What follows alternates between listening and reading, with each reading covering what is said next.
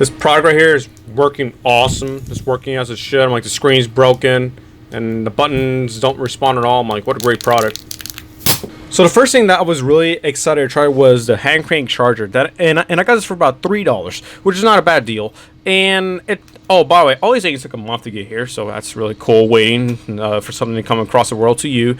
All for the price of $3. It didn't work on my phones, but it did work fine on the phone case battery pack. So I could indirectly charge my phones by charging a battery case instead. So it would, for some reason, it wouldn't work on the phones. I think it's because it would just detect like, hey man, you're doing something really stupid. Please stop. You're gonna kill me. I'm pretty sure that's a vibe that my phone gave off. I tried it on a Note 3 and I tried it on a Note 8. And both of my notes said like, hey man, hey, this is stupid, please stop, you're gonna damage the phone, stupid. So the hand crank thing, I was cranking it really hard and then I broke it in half.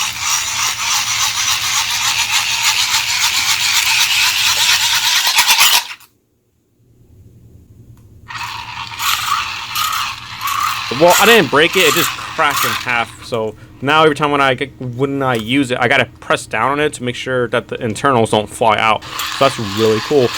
Before the wall charger thing, I got the shuffle out, and the shuffle, I mean, like, for some reason it reminded me a lot of a Minecraft torch because of how bright it was. And I even turned off the lights, and I mean, like, this little MP3 player, even though it wasn't made for a light source, it could be used as a light source. It's really bright. For the music, I was playing with it and I tried to figure out how to use it, and it didn't really seem user friendly, and it just seemed like it would break. And I put the cable in it and it didn't come up as a device. It just, like, it came out as audio, which is strange because I put in the micro USB and I didn't put in like a headphone jack or something like that.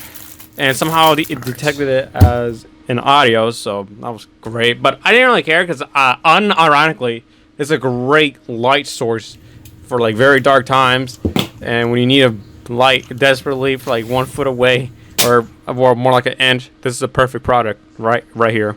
And then I went on to the mouse after after that little thing. I put it in my computer that I loosely trusted because, you know, this is a pretty powerful gaming PC. I was really wondering, like, could there be viruses installed in this USB thing? Only one way to find out. It didn't go in smoothly, but it worked. And there was a design flaw with the mouse thing, because I thought it took AA, but it actually took AAA. So I got out some AAA batteries. And the thing is that on the top, it was extremely difficult to put the battery in there, and let it alone with one hand. I eventually used both my hands, and I was able to get it in there after like countless tries though. Like, I think it was a bad design personally, because as soon as I put the battery in it, the spring inside wanted to like push out the battery, so it's kind of very hard to put it in when it constantly wants to be pushed out at the same time. Any movement disturbed it. Eventually I was able to close it, and there was no on and off button,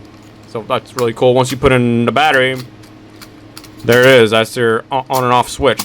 And I'm like, the mouse itself felt very cheap, but I'm like, it was small and surprisingly very responsive. I didn't experience any lag whatsoever. I did not aim properly a lot because, like, just getting used to a new mouse and the DPI being overall high. So would I buy from Wish again? If I had lots of money and the products are super cheap, yes, I would. If I was tight on money and I could afford it, but I was tight, I would not buy from this website. Maybe for the gaming mouse, that's about it. And that's like the only thing I could recommend is the mouse. Other than that, yeah, I'm pretty satisfied with my products.